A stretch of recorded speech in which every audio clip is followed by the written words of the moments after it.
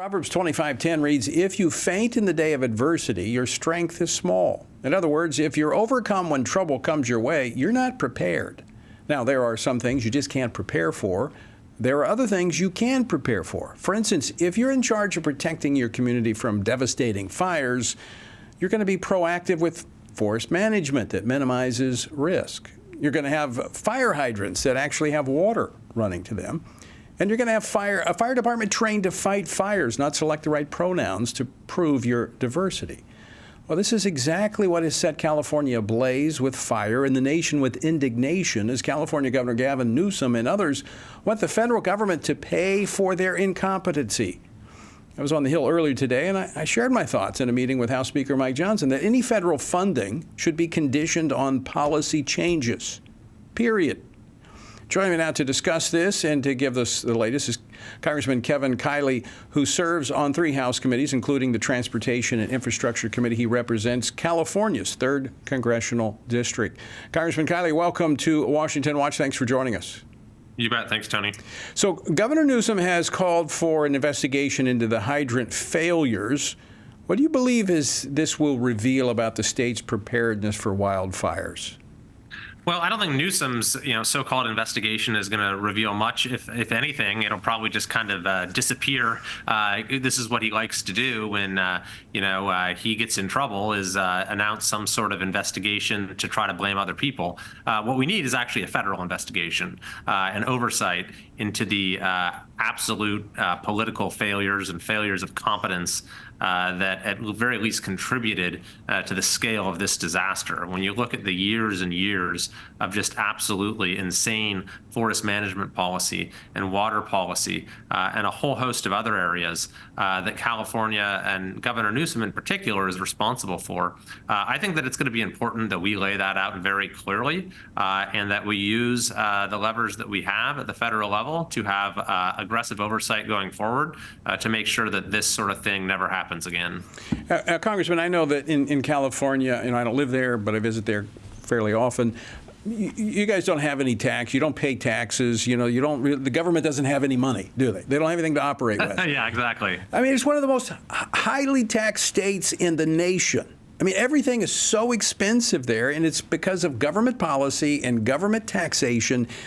But everything's fine as long as everything's fine. But as soon as there's a problem, we realize that they haven't been focused on doing what you hired them to do and what they're supposed to do with this money of the citizens.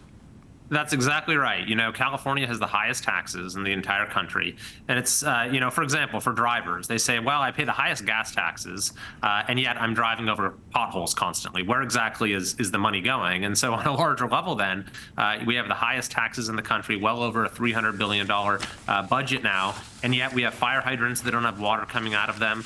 We have fire departments that were not adequately staffed. We have empty reservoirs. We have forests that are completely overgrown, tinder boxes, millions and millions of acres of overgrown forests. And so people do ask, what is happening to all that money? And so I think that what you see emerging in California is this movement of citizens who are demanding change and common sense in our government. And I like to call it back to basics, build our roads, store our water, manage our forests, maintain our grid, fund our police and fire, do the things government's supposed to do them well, and do nothing else. And instead, we have a government that's doing a whole lot of other things that it shouldn't be doing, but is utterly failing at the basics. You don't think the fire department should be focused on pronouns? I mean, maybe not a top priority, or maybe you shouldn't. Let me read from Los Angeles Fire Department. This is the bio of the fire chief. First paragraph. Now, people are saying, well, you're making something out of this. No, this is the fire department's own priority. Kristen Crowley, the 19th fire chief of the Los Angeles Fire Department, with her wife and children by her side, becoming the first female and LGBTQ fire chief in LAFD. And then goes on to talk about her priorities are creating diversity, and she's created this whole department focused on diversity. I mean, shouldn't it be focused on fighting fires and preparing for fires? You would think. The good news is I think that a lot of this nonsense is about to end. I mean, you're seeing, for example, the Department of Defense, which has also got caught up in all of this DEI type dogma. That, I think, is all going to go under the new administration. And that these fires, frankly, and what we've seen happen in California, I think will be a wake-up call as well. But I mean, you look at LA, they warned the fire department about cutting funding, but nevertheless, they cut funding. And then at the same time, they passed a resolution just a few weeks ago to reaffirm their status as a sanctuary city. And so the priorities just could not be more backwards. And let me ask you about the sanctuary city. Is it true that the reports are that one of the persons that have been detained for starting one of the fires was an illegal immigrant? I mean, that's one of the reports. Can you verify that? I don't know that for a fact right now, but we have plenty of stories of people who committed truly heinous crimes. We had a man who murdered his own 3 adult daughters, but had been in police custody the week before and would have been deported. He was here illegally, if not for the sanctuary state law.